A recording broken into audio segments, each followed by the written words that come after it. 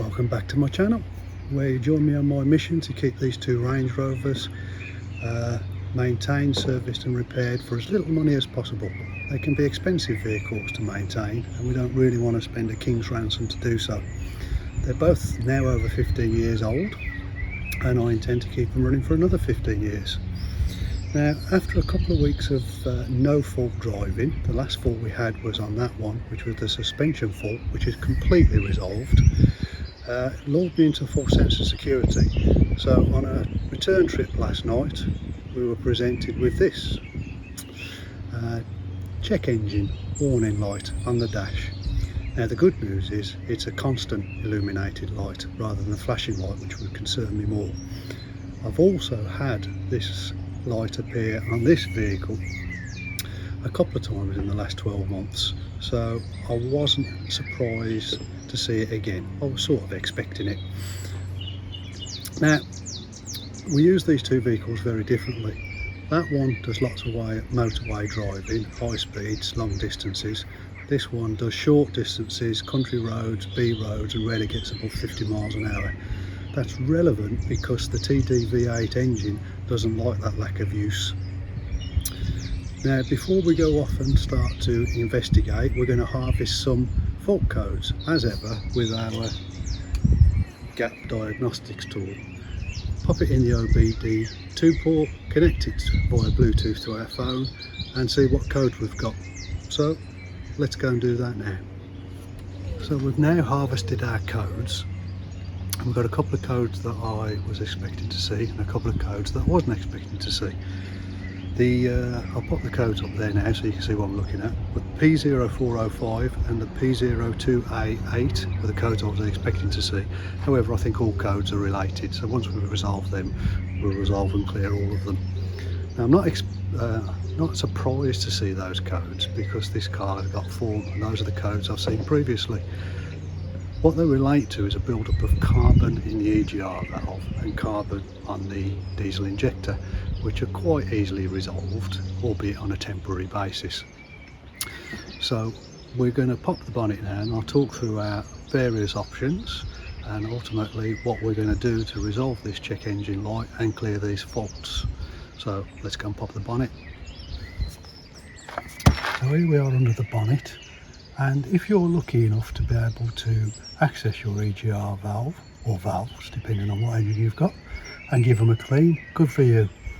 Unfortunately, TDV8 Range Rover owners, L322, are not that fortunate. Our EGR valves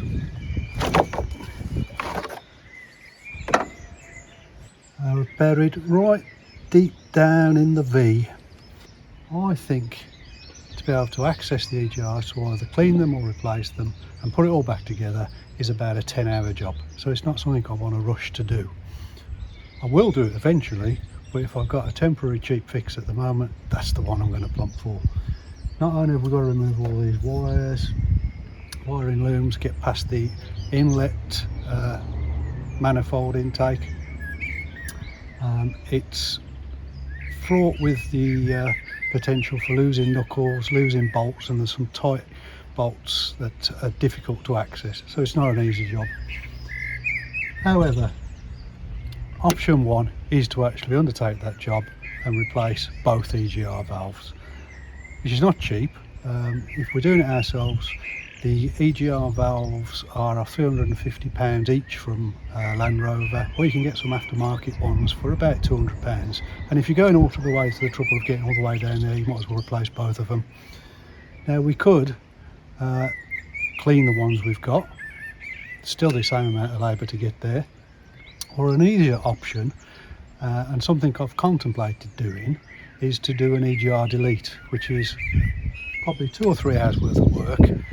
We can blank off the EGR valves, kits are about 20 quid, and then it will require a EGR delete ECU remap, which we can do ourselves because we've got the gap tool, and we'll get a file sent to us, and that's about £200, or you can take it to a specialist remap company, it'll be about 300 plus. All of those are quite expensive jobs and quite time consuming jobs, so if we can find a way of doing this without doing any of that, that's what we're going to pick. And what we're actually going to do is use these two products. The first being called Cataclean for diesel, and the second is a high mileage injector cleaner by STP. These are products I've used before on a number of occasions, and I'm always skeptical about products that you put into engines or fuel systems, but these have actually worked for me, so I rate them, and I'm going to do it again. Not to say it's going to work this time, but it's worked in the past, so I don't see why it shouldn't work now. Now the problem we've actually got is the EGR valve's purpose is to reburn exhaust gases, recirculate gases and burn them for a second time to reduce nitrogen oxide emissions. So that improves your emissions. That's the good news. The bad news is that builds up carbon, soot in the EGR valves and the rest of the engine system. And what I think we've got happening is that our EGR valve is sooted up and it's not closing and opening properly. Now, if your EGR valve gets stuck in the open position, not only do you get a check engine warning light, but that then speeds up the carbonation of the rest of your engine system. So the carbon build-up just gets worse and worse faster. If it gets stuck in the closed position, your engine will still work, however your emissions of nitrogen oxide will increase. So either way, we've got to do something with our EGR valve. The diesel fuel injector is easy. This fuel injector cleaner is pretty good stuff, and I think that will be easily resolved. I'll talk a bit more about each of these products as we use them, but that's what our plan is. So we're going to put these into the fuel system, and for a total cost of about £25, which has got to be the right way to go. Let's give it a go. I've jumped in the car for this next bit when I'm going to talk a little bit about the products that we're going to use to resolve our engine check light problem, which we suspect is carbon in the EGR valve and certainly carbon in the diesel injector. And the first product we're going to use is called Cataclean. Now, it was the RAC that put me onto this product, and I've used it a few times in the past and it's worked well for me.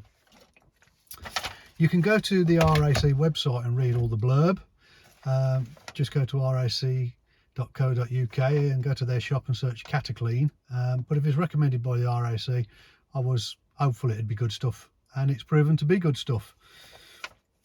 Now let me read you a little bit of the blurb off the website, because they put it much more succinctly than I can. Carbon buildup is a natural byproduct of combustion. Well, we knew that.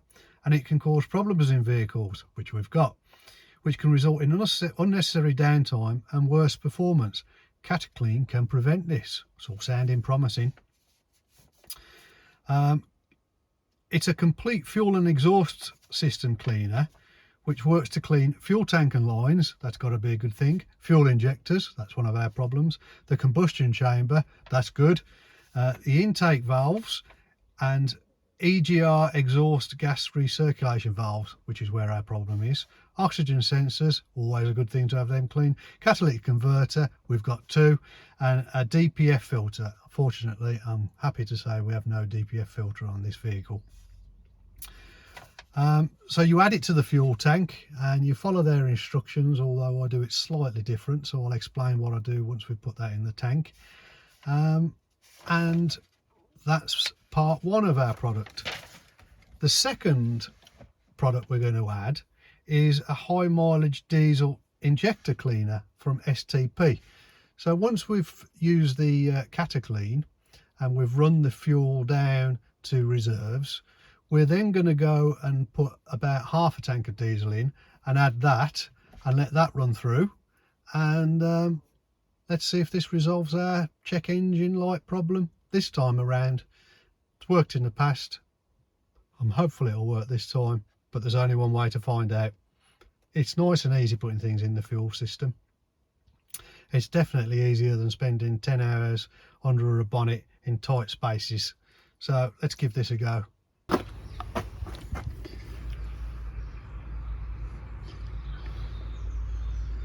So we're going to go for a two-pronged attack, two different types of magic liquid in a bottle. First of all is Cataclean. Let's dump it in the fuel tank.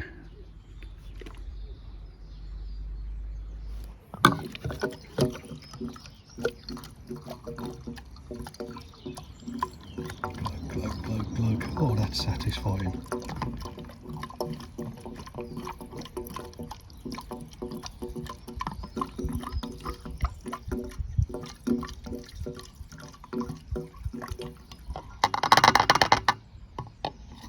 Don't waste any.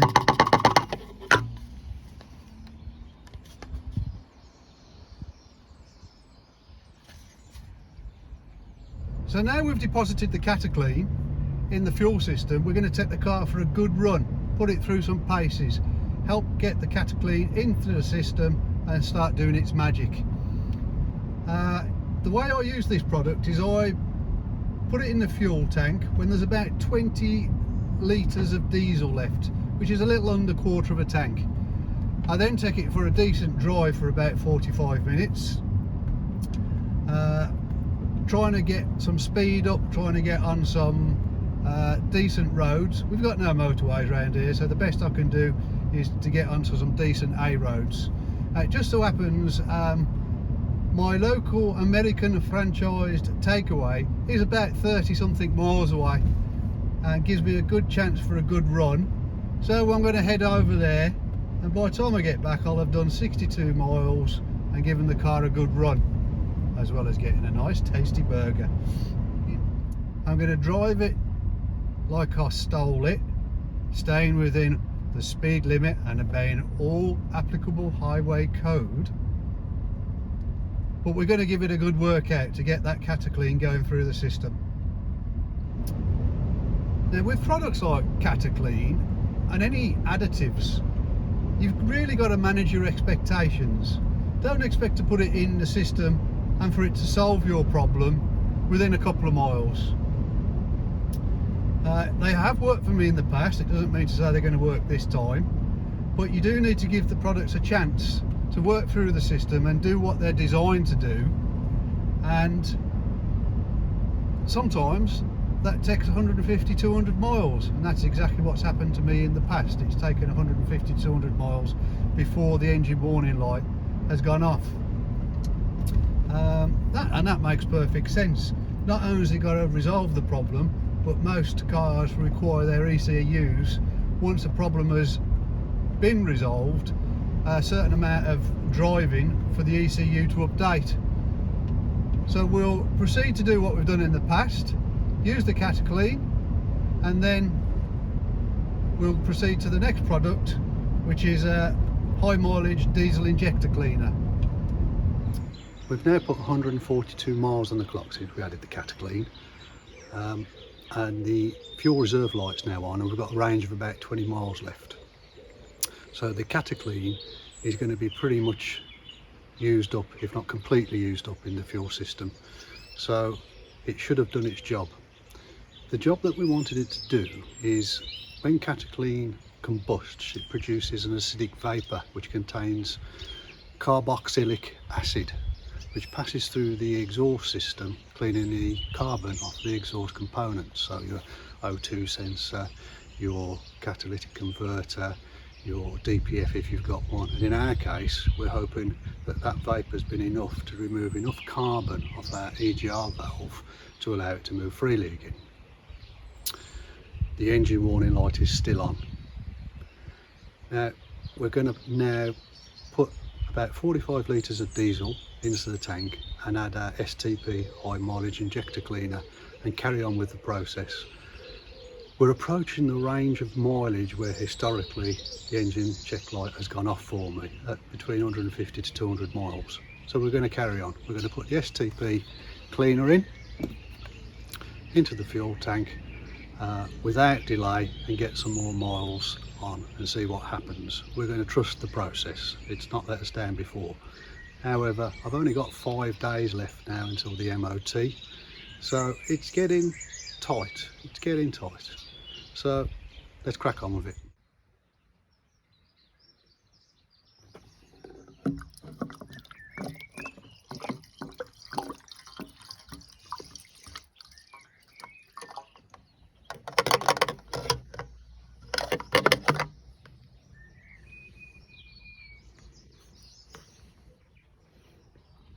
cleans harmful deposits and conditions fuel system.